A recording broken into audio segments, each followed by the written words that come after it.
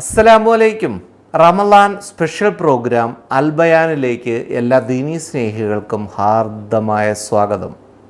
അൽഹംദുലില്ലാ, എല്ലാ വർഷത്തെയും പോലെ ബഹുമാനപ്പെട്ട ഉസ്താദ് എം നൗഷാദ് ബാക്കവി അവർകൾ അൽബയാൻ പ്രോഗ്രാമിലൂടെ നിങ്ങളുടെ മുന്നിലേക്ക് എത്തുകയാണ്.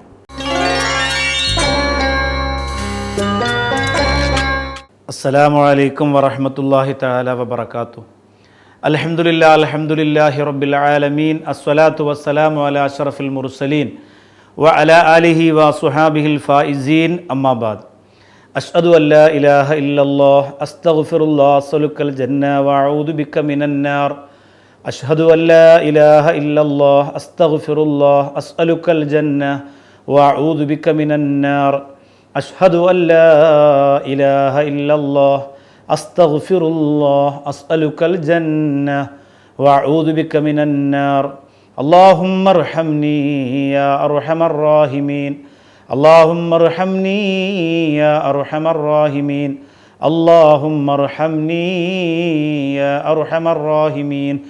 അല്ലാഹുവേ, പടച്ചവനെ, ഈ അൽബയാൻ, ഇതിനു വേണ്ട ഇൽമുകൾ, ഇതിൻ്റെ അറിവുകളെല്ലാം നീ സ്വീകരിക്കണം റബ്ബേ. ഞങ്ങളുടെ ഹൃദയത്തിൽ പ്രകാശം നൽകണം റഹ്മാനെ. ഈ കാരുണ്യത്തിൻ്റെ പത്തിൽ ഞങ്ങളോട് നീ കാരുണ്യം കാണിക്കണം റബ്ബേ. ഞങ്ങളിൽ നിന്നും മരണപ്പെട്ടു പോയവർക്ക് നീ പുറത്തു കൊടുക്കണം റബ്ബേ. ഈ പ്രിയപ്പെട്ട സഹോദരിമാർ, ഇതിൻ്റെ പിന്നിൽ പ്രവർത്തിക്കുന്ന അങ്ങനെ എല്ലാവരെയും അള്ളാഹുവേ, നിൻ്റെ അനുഗ്രഹം കൊണ്ട് നീ പൊതിയണം റഹ്മാനെ. സ്വല്ലി അലൻ നബി മുഹമ്മദിൻ വാലിഹി വസ്വഹ്ബിഹി അജ്മഈൻ. വൽഹംദുലില്ലാഹി റബ്ബിൽ ആലമീൻ. ജയ്ഹിന്ദ് ടി വിയിലെ പ്രിയങ്കരായ സഹോദരിമാർക്ക്, സഹോദരങ്ങൾക്ക് വിശുദ്ധ റമളാനിൽ ഒരുപാട് കാര്യങ്ങൾ പറഞ്ഞു തന്ന് നമ്മുടെ മനസ്സിൻ്റെ വെളിച്ചം തരുന്ന അൽ ബയാൻ എന്ന പ്രോഗ്രാമിൻ്റെ മറ്റൊരു എപ്പിസോഡിലേക്ക് സ്വാഗതം. അൽഹംദുലില്ലാ, മഹാനായ ബിലാൽ മുഅദ്ദിൻ റളിയല്ലാഹുവിൻ്റെ അടുത്ത് നിന്ന് അബൂബക്കർ സിദ്ദീഖ് റളിയല്ലാഹുവിന് എങ്ങോട്ടാണ് പോയത്? ബിലാൽ റളിയല്ലാഹുവിന് പുറകെ ചെന്നു. അല്ലയോ പ്രിയപ്പെട്ട സ്നേഹിത, എവിടേക്കാണ് പോകുന്നത് എന്നൊന്ന് പറഞ്ഞിട്ട് പോവാ. അബൂബക്കർ സിദ്ദീഖ് റളിയല്ലാഹുവിന് പറഞ്ഞു, ഞാൻ ഇന്നലെ രാത്രിയിൽ ഒരു വലിയ സ്വപ്നം കണ്ടു. ആ സ്വപ്നവ്യാഖ്യാനം ചോദിക്കാനായി ഒരു പുരോഹിതനുണ്ട് ഇവിടെ, അദ്ദേഹത്തിൻ്റെ അടുത്തേക്ക് പോവാണ്. അബൂബക്കർ സിദ്ദീഖ് റളിയല്ലാഹുവിനോട് ബിലാൽ റളിയല്ലാഹുവിന് ചോദിച്ചു, എന്ത് സ്വപ്നമാണ് നിങ്ങൾ കണ്ടത്? ഞാൻ പോയി വന്നിട്ട് പറയാം. മഹാനായ ബിലാൽ മുഅദ്ദിൻ റളിയല്ലാഹുവിനു കാത്തിരുന്നു. അബൂബക്കർ സിദ്ദീഖ് റളിയല്ലാഹുവിനു തൻ്റെ സ്വപ്നം പുരോഹിതൻ്റെ അടുത്ത് പറഞ്ഞു. പുരോഹിതൻ അതിൻ്റെ വ്യാഖ്യാനം കൊടുത്തു. അതുമായി ഓടി വന്നു. ബിലാൽ റളിയല്ലാഹുവിനു പറഞ്ഞു, ഞാൻ കാത്തിരിക്കുകയായിരുന്നു. പുതിയതായി എനിക്ക് പരിചയപ്പെട്ട് കിട്ടിയ സ്നേഹിതനല്ലേ, നിങ്ങൾ പോയി വരുമ്പോൾ എന്ത് മറുപടിയാണ് പറയുന്നതെന്ന് അറിയാൻ വേണ്ടി ഞാൻ കൊതിയോടെ കാത്തിരിക്കായിരുന്നു. എന്താണ് നിങ്ങൾ കണ്ട സ്വപ്നം? എന്താണ് അതിന് പുരോഹിതൻ തന്ന വ്യാഖ്യാനം? അബൂബക്കർ സിദ്ദീഖ് റളിയല്ലാഹുവിന് പറഞ്ഞു, ഞാൻ കണ്ടത് ഈ ലോകത്ത് മനുഷ്യർ ആരാധിച്ചു കൊണ്ടിരിക്കുന്ന ബിംബങ്ങളെല്ലാം തകർന്ന് തരിപ്പണമായി പോകുന്നതാണ് കണ്ടത്. എല്ലാ ബിംബങ്ങളും, ലാത്ത, ഉസ്സ, മനാത്ത, നായില എന്നൊക്കെയാണ് അന്നത്തെ ബിംബങ്ങളുടെ പേരുകൾ. കല്ലിലും തടിയിലും ഒക്കെ ഉണ്ടാക്കിയ ബിംബങ്ങൾ, അതൊക്കെ ഇങ്ങനെ തകർന്നടിഞ്ഞു പോകുന്നതായിട്ട് ഞാൻ സ്വപ്നം കണ്ടു. ഒരു വലിയ പ്രകാശം ആകാശലോകത്തു നിന്ന് വരുന്നതായിട്ട് കണ്ടു. ഇതെന്താണെന്നറിയാൻ എനിക്കൊരു ആവേശമുണ്ടായി. പുരോഹിതൻ പറഞ്ഞ മറുപടി, ഇന്ന് ഇവിടുത്തെ ജനങ്ങളൊക്കെ ആരാധിച്ചു കൊണ്ടിരിക്കുന്ന ബിംബങ്ങളെയൊക്കെ തകർത്തിട്ട് ലോകത്തിന് മുഴുവനും ഒരു ദൈവമുണ്ട്. ആ ദൈവം മനുഷ്യരിൽപ്പെട്ട ഒരാളെ പ്രവാചകനായി ആ ദൈവത്തിൻ്റെ കാര്യങ്ങൾ പറയാൻ വേണ്ടി ലോകത്തേക്ക് പറഞ്ഞയക്കാൻ പോകുന്നു എന്നതാണ് നീ കണ്ട സ്വപ്നത്തിൻ്റെ വ്യാഖ്യാനമെന്ന് പറഞ്ഞു. ബിലാൽ റളിയല്ലാഹുവിന് കുറേ നേരം ഇങ്ങനെ ആലോചിച്ചു. അബൂബക്കറിനോട് ചോദിച്ചു, അങ്ങനെ ഉണ്ടാവുമോ? അത് ശരിയാണോ? അബൂബക്കർ സിദ്ദീഖ് റളിയല്ലാഹുവിന് പറഞ്ഞു, തീർച്ചയായിട്ടും ശരിയാണ്. ആ സ്വപ്നം സംഭവിക്കുക തന്നെ ചെയ്യും. ഈ ലോകത്തെ, ആകാശത്തെ, ഭൂമിയെ, പ്രപഞ്ചത്തെ മുഴുവനും പടച്ചത് ഒരാളാണ്. അദ്ദേഹം ഒരു പ്രവാചകത്വം കൊടുത്ത് മനുഷ്യർക്കിടയിൽ നിന്ന് ഒരാളെ പ്രവാചകനായി നിയോഗിക്കാൻ പോവാണ്. അത് ഉടൻ തന്നെ സംഭവിക്കുമെന്നാണ് പുരോഹിതൻ പറഞ്ഞതെന്ന് പറഞ്ഞു. ബിലാൽ റളിയല്ലാഹു തആല അൻഹു തിരിച്ചു നടന്നു. അബൂബക്കർ സിദ്ദീഖ് റളിയല്ലാഹു അൻഹു മടങ്ങിപ്പോയി. മനസ്സിങ്ങനെ വല്ലാതെ ആശങ്കയിലായി. താൻ ഇതുവരെ തൻ്റെ യജമാനൻ, മുതലാളിമാരൊക്കെ ചെയ്തുകൊണ്ടിരിക്കുന്ന ബിംബാരാധന അത് നിൽക്കാൻ പോവുകയാണോ? ബിംബങ്ങൾ തകർന്നടിയാൻ പോവുകയാണോ? ബിലാലിൻ്റെ മനസ്സിൽ വല്ലാത്ത ആശങ്ക.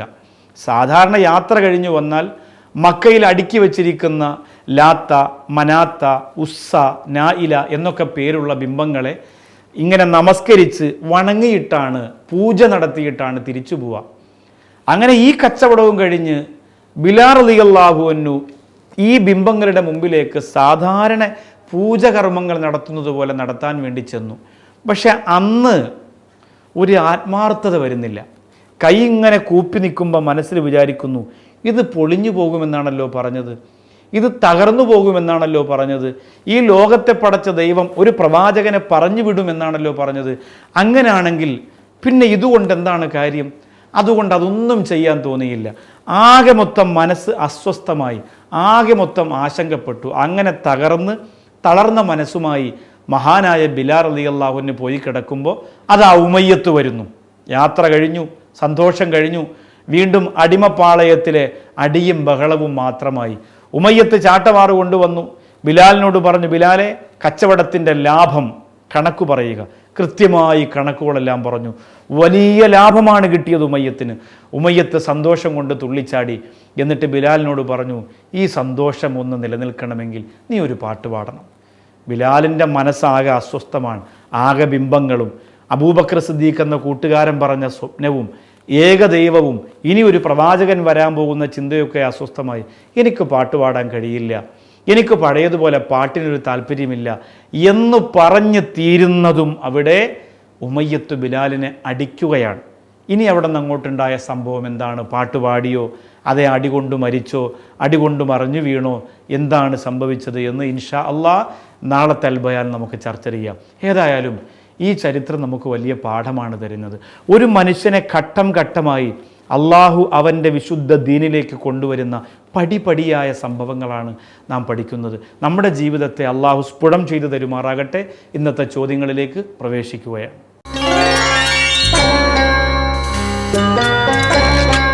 അസ്സലാമു അലൈക്കും. അൽബയാനിലെ ചോദ്യോത്തരവേളയിലേക്ക് എല്ലാ ദീനീ സ്നേഹികൾക്കും ഹാർദമായ സ്വാഗതം.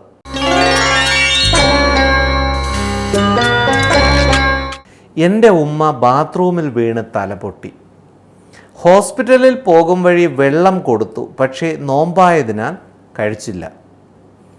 അത് വലിയ തെറ്റ് എന്നാണ് അവർ പറഞ്ഞത്. ജീവൻ നഷ്ടപ്പെടും എന്നു കണ്ടാൽ നോമ്പ് മുറിച്ച് അത് സംരക്ഷിക്കുകയല്ലേ വേണ്ടത്? ഈ ലെറ്റർ അയച്ച് ചോദിച്ചിരിക്കുന്നത് ഷാനവാസാണ്, തലശ്ശേരിയിൽ നിന്നും. തീർച്ചയായിട്ടും ജീവന് ഹാനി വരുന്ന ഒരു സാഹചര്യം ഉണ്ടായിക്കഴിഞ്ഞാൽ വെള്ളം കുടിച്ച് നമ്മൾ നോമ്പ് തുറക്കുക തന്നെയാണ് ചെയ്യേണ്ടത്. നമുക്ക് ജീവന് വല്ലാത്ത വില ഇസ്ലാം കൽപ്പിക്കുന്നുണ്ട്. പിന്നീട് നമുക്ക് ആ നോമ്പ് കലാ വീട്ടി പിടിക്കാവുന്നതാണ്. പക്ഷേ ഇവിടെ നമുക്കത് പറഞ്ഞിട്ട് കാര്യമില്ല. ആ ഉമ്മയുടെ ഈമാനിൻ്റെ ശക്തിയും ആ ഉമ്മയുടെ ഒരു വലിയ താല്പര്യവുമാണ്. അവർ പറയുന്നു ഒരിക്കലും ഞാൻ വെള്ളം കുടിക്കൂല എന്ന്. അവർ ഹോസ്പിറ്റലിലേക്ക് കൊണ്ടുപോകുന്നു, ബ്ലഡൊക്കെ ഇങ്ങനെ ഒഴുകിപ്പോകുന്നു. കൂടെ ഇരിക്കുന്നവരുടെ മനസ്സിൻ്റെ അകത്ത് വല്ലാത്ത ആശങ്കയാണ്, എന്തെങ്കിലും സംഭവിച്ചു പോയാലോ, അതുകൊണ്ട് ഇച്ചിരി വെള്ളം കുടിക്കുമ്മ എന്ന് പറയുമ്പോൾ ആ ഉമ്മ എനിക്ക് വെള്ളം വേണ്ടാന്ന് പറയാണ്, ഞാൻ കുടിക്കൂല, അത് വലിയ തെറ്റാണെന്ന്.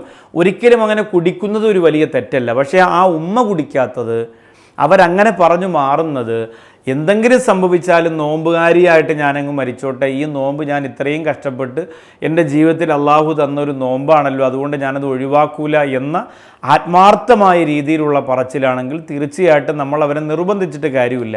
ഇപ്പോൾ ജഅഫർ റളിയല്ലാഹു അൻഹുവിൻ്റെ ചരിത്രമൊക്കെ നമുക്കറിയാം.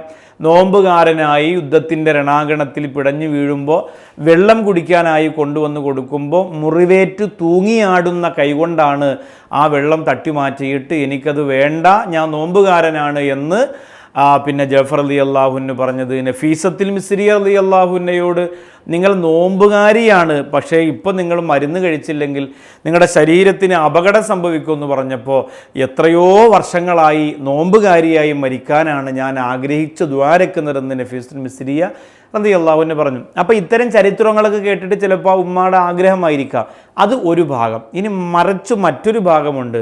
ചില ഉമ്മമാർക്ക് ഇതൊരു സ്റ്റൈലാണ്, അത് പറയാതിരിക്കാൻ കഴിയില്ല. ചില ഉമ്മമാർക്ക് അതൊരു സ്റ്റൈലാണ്. ബാങ്ക് കേട്ട് കഴിഞ്ഞാലും നോമ്പ് കുറയ്ക്കൂല. അപ്പോൾ വീട്ടിലുള്ളവരൊക്കെ പറയും, ഓ ഉമ്മ ഭയങ്കര തഖ്വയിലാണ്, ഇനി ഇപ്പോഴൊന്നും നോമ്പ് തുറക്കൂല, കുറേ സമയം കഴിഞ്ഞിട്ട് ഉമ്മ നോമ്പ് തുറക്കുള്ളൂ. ആ ഉമ്മാക്ക് നോമ്പിൻ്റെ ഒരു കൂലിയും കിട്ടൂല. നോമ്പ് ആ അസ്തമയ സമയമായി കഴിഞ്ഞാൽ സഡൻ അപ്പോൾ തന്നെ നോമ്പ് തുറക്കുക എന്നതാണ്. അത് പിന്നെ സ്റ്റൈല് കാണിച്ച് വെച്ചുകൊണ്ടിരിക്കാനല്ല. എന്തെങ്കിലും ജീവിതത്തിൽ ഹാനി സംഭവിക്കാൻ പോകുന്നു, മരണം സംഭവിക്കാൻ പോകുന്നു, അപകടം സംഭവിച്ചു, രക്തം വാർന്നൊഴുകുന്നു, ഒരാൾ വെള്ളം കൊണ്ട് വരുമ്പോൾ എല്ലാവരും ഇങ്ങനെ നോക്കിയിട്ട് ഞാനൊരു നോമ്പുകാരിയാണ് എന്ന് പറഞ്ഞു എന്ന് നാട്ടിൽ 10 ആൾ പറയണം.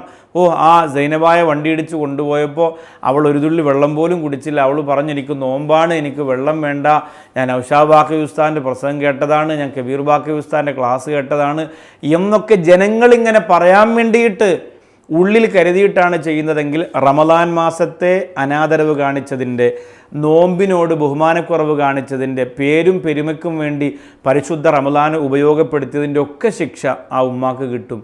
അതുകൊണ്ട് റമദാൻ എന്നുള്ളത് നമുക്ക് നമ്മുടെ ഇഷ്ടത്തിനെ കളിയാക്കാനുള്ള ഒരു സംഭവമല്ല.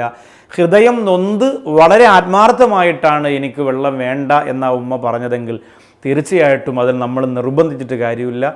അള്ളാഹുവിൻ്റെ അടുത്ത് നമുക്ക് കൂലി കിട്ടും, അവർക്ക് കൂലി കിട്ടും. പക്ഷേ വെള്ളം കുടിക്കൽ വലിയ തെറ്റാണ് മക്കളെ എന്ന ഉമ്മ പറഞ്ഞിട്ടുണ്ടെങ്കിൽ അത് തെറ്റല്ല. കാരണം നമ്മുടെ ജീവിതത്തിന് ഹാനി സംഭവിക്കാൻ പോകുന്നു, ജീവൻ നഷ്ടപ്പെടാൻ പോകുന്നു. ആ സമയത്ത് നമ്മൾ വെള്ളം കുടിച്ച് ആ നോമ്പ് തുറന്നിട്ട് പിന്നീട് നമ്മൾ ആ നോമ്പിനെ കലാവീട്ടി പിടിച്ചാൽ മതി. അത് തെറ്റാണ് എന്നതുകൊണ്ട് ഉമ്മ കുടിക്കാതിരിക്കേണ്ട, അത് തെറ്റല്ല. ആ സമയത്ത് കുടിക്കാവുന്നതാണ്, പിന്നീട് കലാവീട്ടി നോമ്പ് പിടിച്ച് വിടാവുന്നതാണ്. ഉസ്താദ് അൽ ബയാനിലൂടെ പറയുന്ന റമദാനിലെ ഓരോ ദിവസത്തിലും ചൊല്ലുവാനുള്ള ദുആ വലിയ അശുദ്ധിയുള്ള സമയത്ത് ചൊല്ലുന്നതിൽ തെറ്റുണ്ടോ? ഇത് ചോദിച്ചിരിക്കുന്നത് സുൽഫത്താണ്, ഇടപ്പാൾ നിന്നും. എനിക്ക് നിങ്ങളോട് പറയാനുള്ളത്, വലിയ ശുദ്ധിയുള്ള സമയത്തല്ല, ശുദ്ധിയുള്ള സമയത്തെങ്കിലും നിങ്ങളൊന്ന് ചൊല്ലിയാൽ മതി എന്നാണ്. കാരണം ഒരുപാട് സഹോദരിമാർ ഇത് എഴുതി വെക്കലുണ്ട്. ഭർത്താക്കന്മാരുടെ വലിയ പരാതി, നിങ്ങളുടെ ഈ അൽബയാനും അൽജവാബും കാണൽ അവസാനിപ്പിക്കാൻ വേണ്ടിയിട്ട് അവർ പറയുന്ന ഏറ്റവും വലിയ പരാതി, ഇതെല്ലാം അവൾ എഴുതി ഒരു ഡയറിക്കകത്ത് അങ്ങ് വെച്ചിരിക്കുകയാണ് ഉസ്താദേ, നൂത്ത് നോക്കലില്ല എന്നാണ് പറയുന്നത്. അവർക്ക് പിന്നെ പരാതി പറഞ്ഞാൽ മതി, ഇത് എഴുതുന്നതിന് കൂലിയുണ്ടെന്നും അത് ഭാവിയിൽ എഴുതി വെച്ചത് ആരെങ്കിലും വായിച്ചാൽ കൂലിയുണ്ടെന്നൊന്നും അവർക്ക് അറിയേണ്ട കാര്യമില്ല. അവർക്ക് എങ്ങനെയെങ്കിലും നിങ്ങളെ ഒന്ന് ഇതൊന്ന് അവസാനിപ്പിച്ചാൽ മതി എന്നാണ്. പക്ഷെ ഞാൻ പറയുന്നത്, ഈ ചോദ്യം ചോദിച്ച സഹോദരി വളരെ ആത്മാർത്ഥതയോടുകൂടിയാണ് ചോദിച്ചതെങ്കിൽ തീർച്ചയായിട്ടും അത്രത്തോളം നമ്മൾ ഈ പറയുന്ന പ്രാർത്ഥനകളെ അവർ ഗൗരവത്തിൽ കാണുന്നുണ്ട്. ഇപ്പോൾ ഈ വർഷത്തെ അൽബയാനിൽ ഓരോ ദിവസവും റമദാനിൽ നമ്മൾ ചൊല്ലാനുള്ള പ്രത്യേക ദുആകളാണ് പഠിക്കുന്നത്. നമ്മൾ ഓർക്കണം, നമ്മൾ ഒരു മാസം കഴിയുമ്പോൾ നമ്മൾ എത്ര ദുആ പഠിക്കുന്നു, എത്ര ചരിത്രം പഠിക്കുന്നു, എത്ര അറിവുകൾ നമ്മൾ നേടുന്നു. നമ്മൾ ഇത്രയോ ആളുകൾ നമ്മുടെ ഈ പ്രോഗ്രാമിന് നിങ്ങളത് കാണേണ്ട കാര്യമില്ല, അതിന് പോയി ഇരിക്കേണ്ട കാര്യമില്ല, റമദാനാണെന്നൊക്കെ പറഞ്ഞ് പുച്ഛിച്ച് കുറ്റപ്പെടുത്തുമ്പോൾ അവരൊക്കെ വലിയ വലിയ പഠന ക്ലാസ്സുകളിൽ പോയി നേടുന്ന അതുപോലത്തെ വിജ്ഞാനം ചുരുങ്ങിയ സമയം കൊണ്ട് നമ്മുടെ വീട്ടിലിരുന്നുകൊണ്ട് നമുക്ക് നേടാൻ സാധിക്കുന്നുണ്ട്. അപ്പോൾ തീർച്ചയായിട്ടും റമദാനിൻ്റെ ഓരോ ദിവസത്തിലും, ഒന്നാമത്തെ ദിവസം, രണ്ടാമത്തെ ദിവസം, അങ്ങനെ പറഞ്ഞ് നാം പഠിച്ച പ്രാർത്ഥനകൾ തീർച്ചയായിട്ടും ഇൻഷാ അല്ലാഹ് വലിയ ശുദ്ധിയുടെ സമയത്ത് നമുക്ക് ചൊല്ലാവുന്നതാണ്. ഈ പ്രാർത്ഥനകൾക്ക് വലിയ വലിയ അർത്ഥമാണുള്ളത്. ഓരോന്നിനും ഓരോ ദിവസം പ്രത്യേകമായി ചൊല്ലാൻ പറഞ്ഞെങ്കിലും സ്വർഗം ചോദിക്കുന്നതുണ്ട്, അപകടത്തിൽ നിന്ന് രക്ഷ നേടാൻ ചോദിക്കുന്നതുണ്ട്, റഹ്മത്തും അള്ളാഹുവിനോടും മഗ്ഫിറത്തും ചോദിക്കുന്നതുണ്ട്, ഒരുപാട് അനുഗ്രഹത്തിൻ്റെയും അഭിവൃദ്ധിയുടെയും കവാടങ്ങൾ തുറന്നു തരണമേ എന്ന് പ്രാർത്ഥിക്കുന്നതുണ്ട്. അതൊക്കെ അല്ലാത്ത സമയങ്ങളിലും നിറകണ്ണുകളോടെ നമുക്ക് പടച്ചവനിലേക്ക് ദ്വാരക്കാം.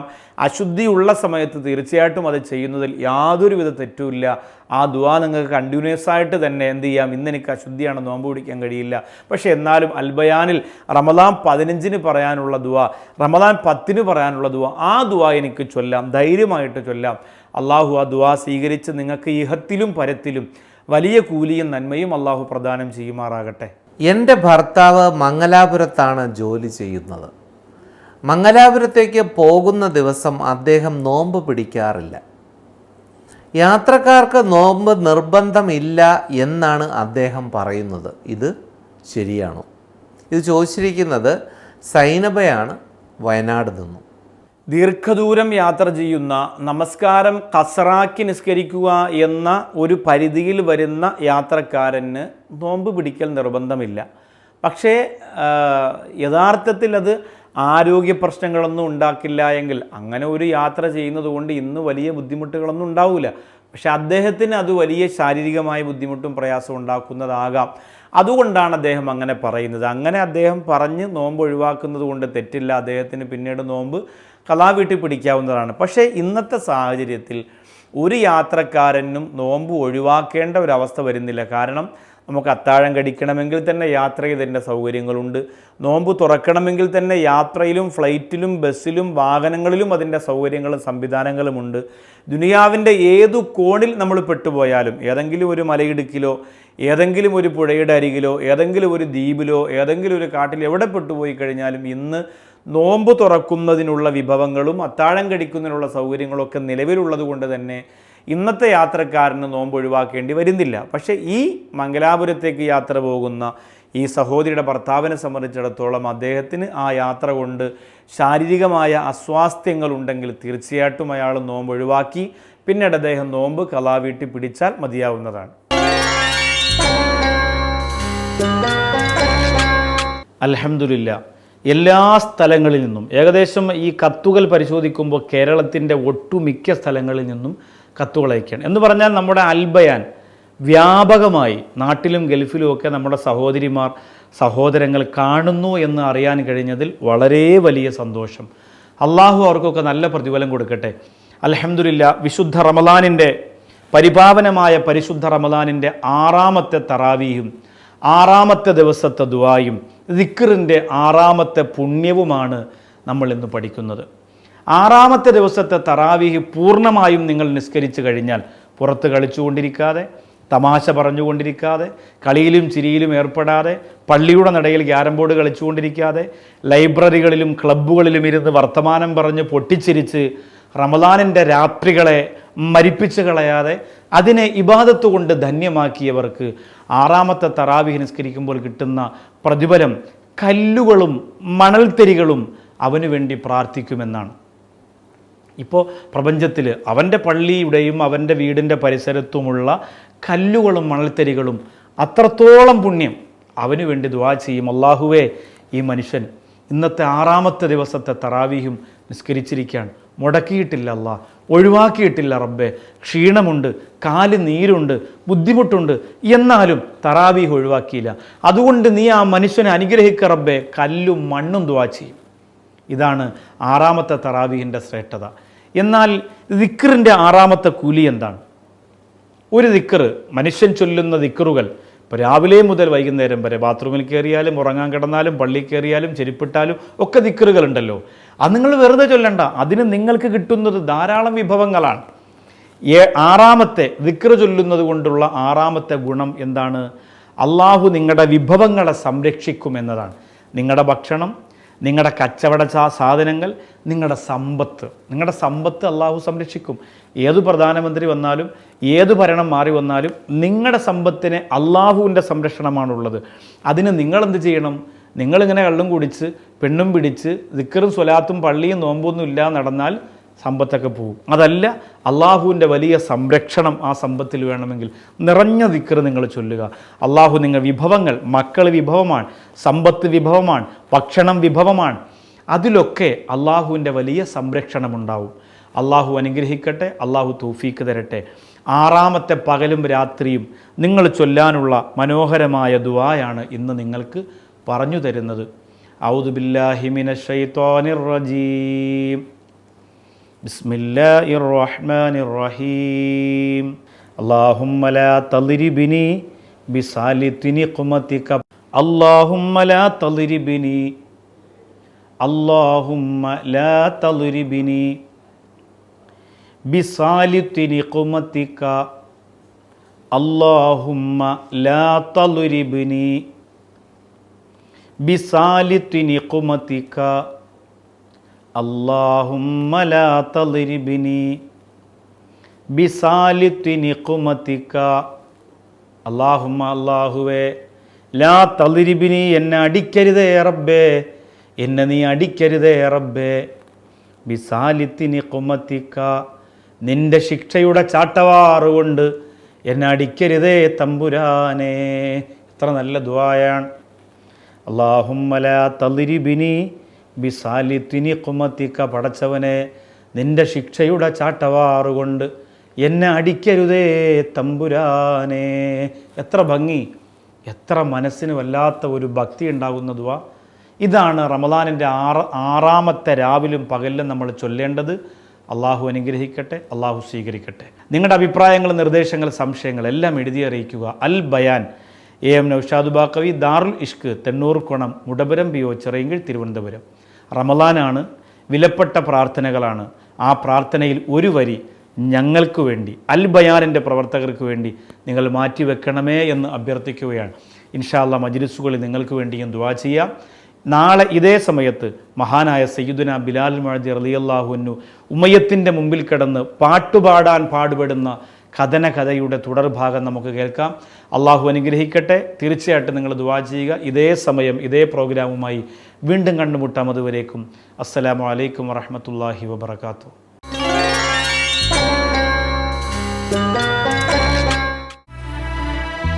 വെറുമൊരു സമസ്യ